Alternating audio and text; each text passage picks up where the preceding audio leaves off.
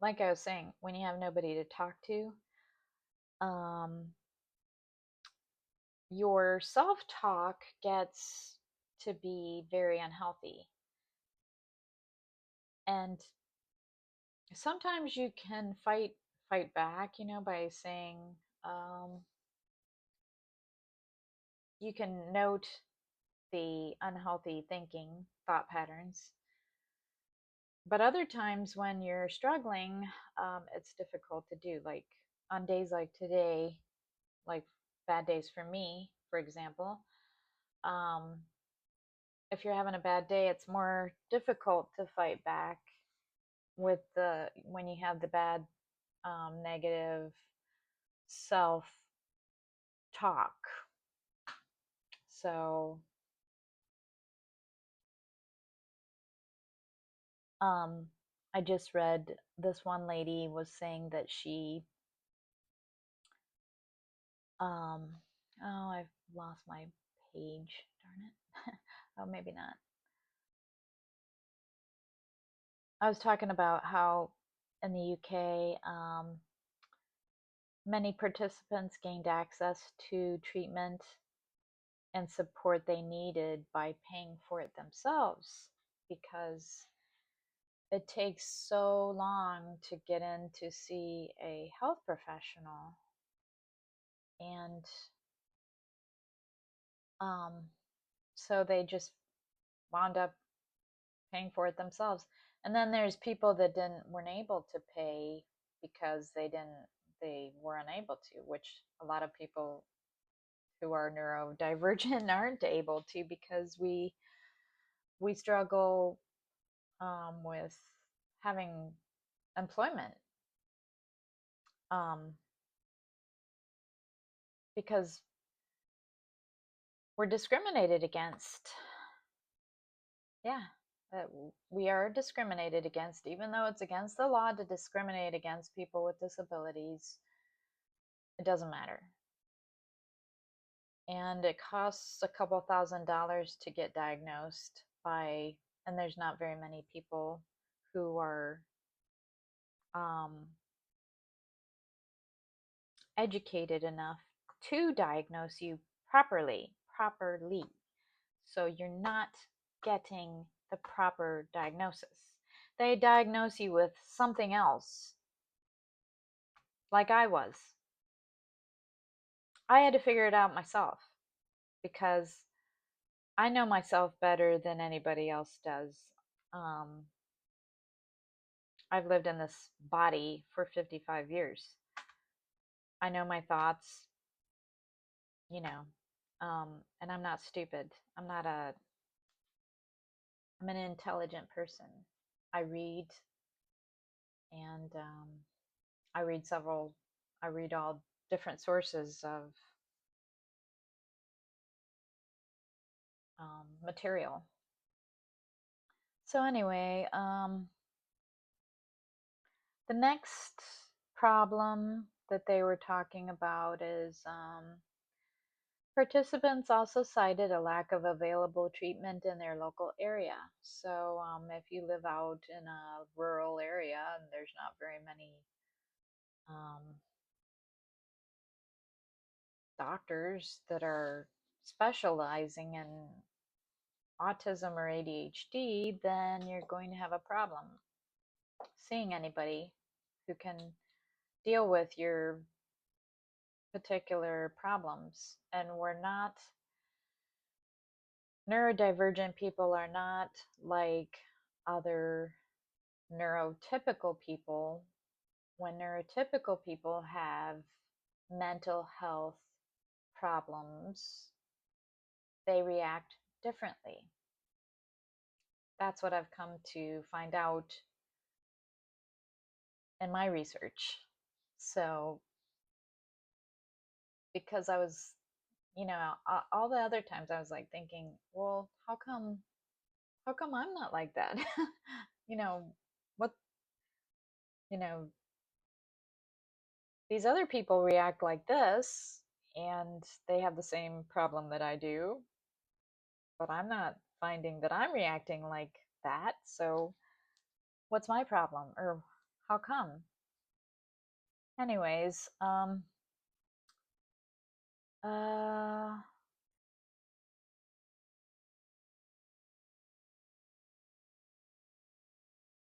location acted as a barrier for those unable to access treatment that involves travel, as I lack energy and cannot use buses, or more generally, because they simply can't get there and back again. So, energy is a huge thing, especially when we get older adults. Um,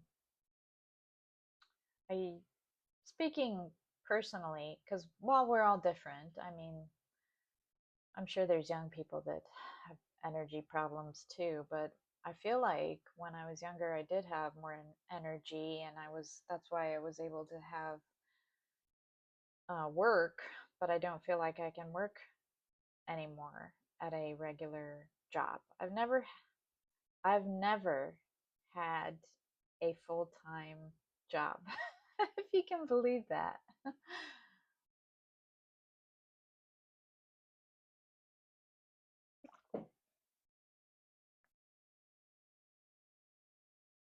And I've had problems with getting, well, getting there on time, which is another, because I have time blindness, and time blindness is a thing.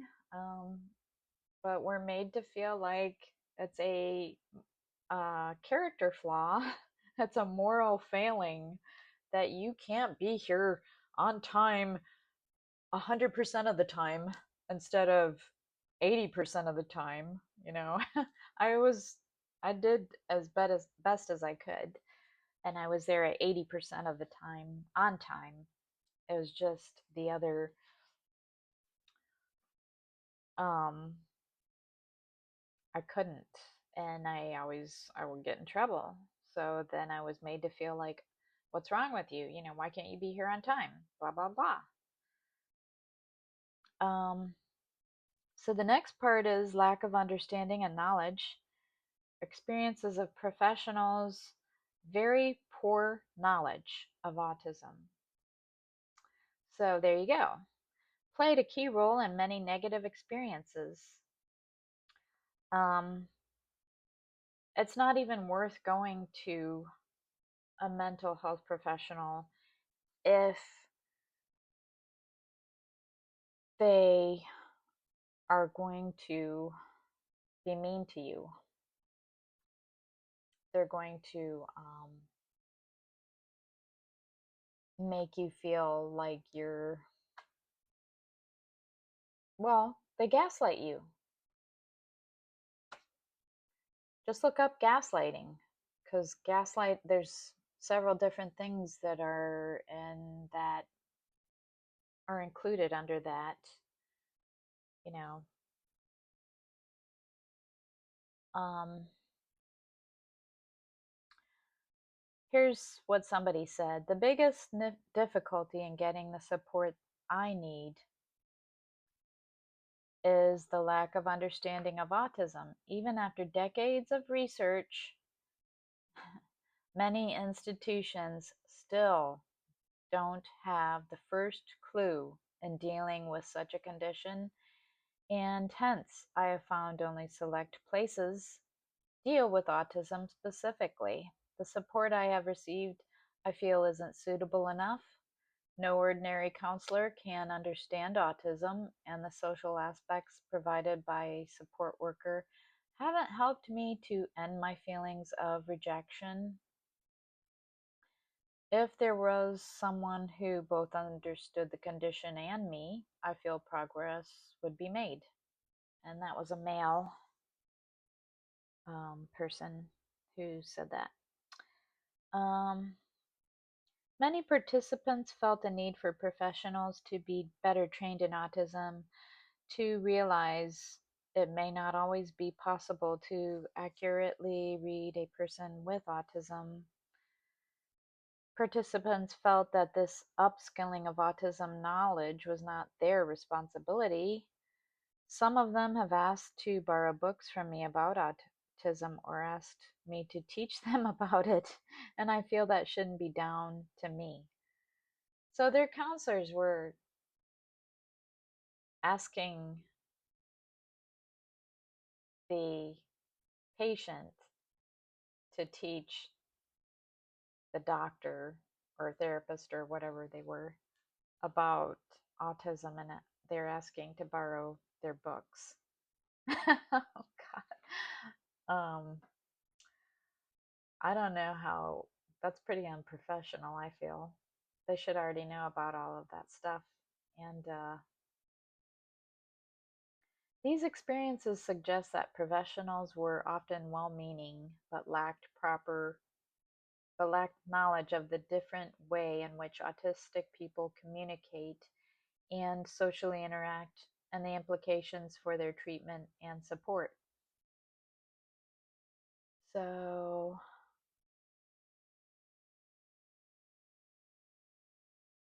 um, the following sub-themes will continue to address how professionals' lack of understanding of mental health and autism acted as a barrier to assessing appropriate treatment and support. Um, I'm not sure if I want to read all of this. I think I'll just read the headlines, and then if you want to go look on the link that I provide down below, you can look at the paper yourself.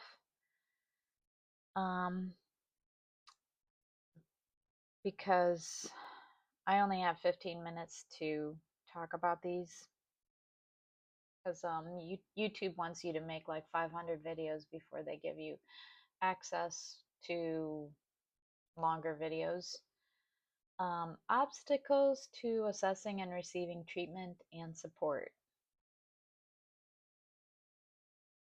The road to obtaining treatment and support for many autistic people were littered with obstacles, from the initial self-acknowledgement that treatment and support was needed to the point of receiving it. So here's the thing. We have a very low tolerance, well, talking about myself, but I think it's probably a commonality with us. We have a low tolerance for frustration and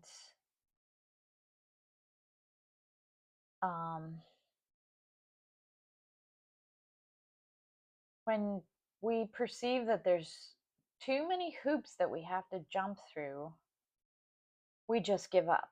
I mean, it's not worth it. It's not worth our mental torture. It's like torture for us, mental torture, to have to do all the work to get receive care and help. Like with me taking care of my dad, it was like pulling teeth to get help sometimes, and it was just so, oh God, so upsetting for me.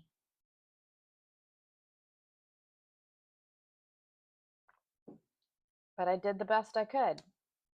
I'd rather have him hearing me taking care of him than him being neglected and abused, because they neglect the old people and they abuse them. It's disgusting the way they treat them like they're not even human in those places. That's why it's very important for me to stay physically fit and mentally fit as much as possible, so I never end up in one of those places. I'm not going to do it. I'd rather delete myself. Well, I'm going to end the video here because it's almost 15 minutes. I might do another video soon. We'll see.